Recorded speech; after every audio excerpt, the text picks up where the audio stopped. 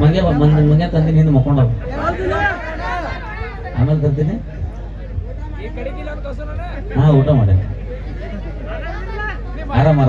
ನೀವು ಆರಾಮದ್ರಿ? ಬಾ ಖುಷಿ ಹೇಳುತ್ತು ನಿಮ್ಮ ಊರಿಗೆ ಬಂದು.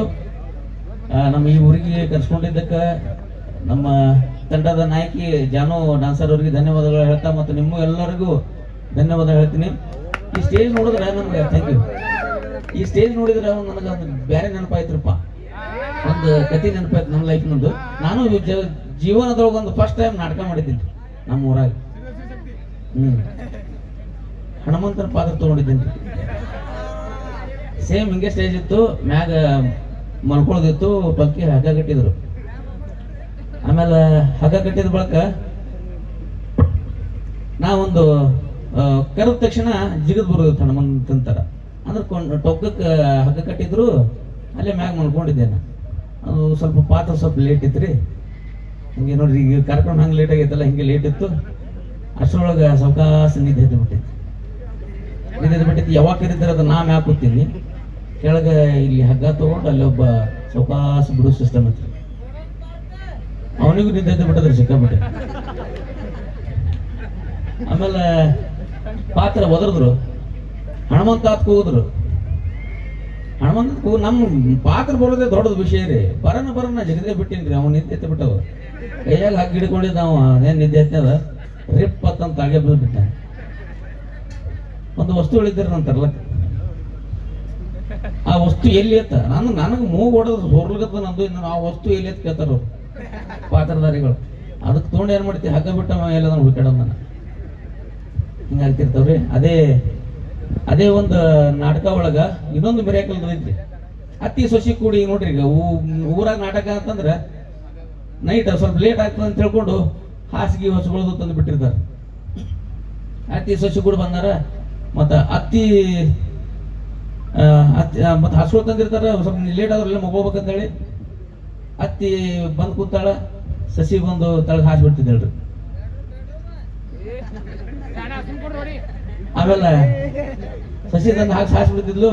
ಆಕಿ ಅತ್ತಿ ಎದ್ದು ಮತ್ತೊಂದ್ ಕಡೆ ಕುಂತು ಕೂತಳು, ಅಲ್ಲಿ ಹೋಗಿ ಹಾಸ್ಲು. ಅಲ್ಲಿದ್ದು ಎದ್ದು ಮತ್ತೊಂದ್ ಕಡೆ ಕೂತ್ಲು. ಆಕಿ ಬೆಳಗನ ಹೇಳೋದು ಬಿಡಿಲ್ಲ, ಆಕಿ ಹೋಗಿದ್ದು ಹಾಸಿ ಕುಣಿಸೋದು ಬಿಡಲಿಲ್ಲ. ಮತ್ತೊಬ್ರು ಹೆಣ್ಮಕ್ಳು ನೋಡಿ ಕಲಿ ಹಾಕಿಂದು ಅಂತೇಳಿ ಅವ್ರವ್ರ ಸೊಸೆದಾರಿಗೆ ಹೇಳ್ತಿದ್ರು. ಆಕಿ ನೋಡ್ಕೊಳ್ಳಿ ಎಷ್ಟು ಕಾಳಜಿ ಮಾಡ್ತಾಳೆ. ಅತ್ತಿಗೆ ಎಲ್ಲಿ ಕೂತ್ರು ಕುಂಡ್ರು ಬಿಡಂಗಿಲ್ಲ, ಮಣ್ಣು ಹತ್ತೇಳಿ ಹಾಸ್ತಾಳೆ ಅಂತೇಳಿ. ಮುಂಜಾನೆಲ್ಲ ನಾಟಕ ಮುಗಿದ್ರು, ಎದ್ದು ಹೋಗ್ಬಿಟ್ಟ ಅನ್ನ ಕೇಳಿದ್ರು ಹೆಣ್ಮಕ್ಳು.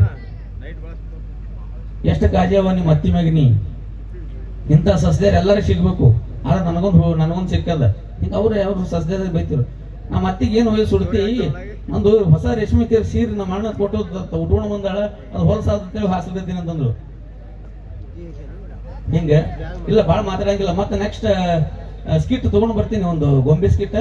ಆಮೇಲೆ ಅಲ್ಲಿ ತನಕ ಯಾಕೆ ಮಾತಾಡಂಗಿಲ್ಲ ಜಾಸ್ತಿ ಅಂತಂದ್ರೆ, ಮೊನ್ನೆ ನಾವು ಜಾನೂರು ನಾವು ಕೂಡಿ ಒಂದು ಕಾರ್ಯಕ್ರಮ ಮಾಡಿದ್ವಿ ಅಲ್ಲಿ ಒಂದು ಸೈಡ್. ಅಲ್ಲಿ ಏನಾಗಿತ್ತು ಅಂತಂದ್ರೆ ಹಿಂಗೆ ಮಾತಾಡ್ತಾರೆ. ಯಾಕಂದ್ರೆ ಅವ್ರಿಗೆ ಜನಪದ ಕೇಳೋ ಹೌಸ, ಹುಡುಗರು ಹೊರಪನ ಕೂತಾರ. ನಾವು ಬಿಡ್ಲಿಲ್ರಿ, ಮೈಕ್ ಸಿಕ್ಕದ ಕೈಯಾಗ ಅಂತೇಳಿ ಒಂದು 2-3 ತಾಸು ಜಾಗಿ ಬಿಟ್ನ. ಸಿಟ್ಟು ಬಂದ್ಬಿಟ್ಟದ ಒಬ್ಬನಿಗೆ, ನಡುವೆ ನೋಡ ಅನ್ನ ಕೂತ ನೋಡ ಅವನಿಗೆ ಸಿಟ್ಟು ಬಂದ್ಬಿಟ್ಟೈತಿ. ಬಂದು ನಡುವೆ ಗುಡ್ಗಲ್ ತೊಗೊಂಡು ನಿಂತು ಬಿಟ್ಟ. ಇಲ್ಲ ಅಣ್ಣ ಆಯ್ತಾಯ್ತು ಮುಗಿಸ್ತು, ಹೋಗ್ತೀನಿ ಅಂತಂದ.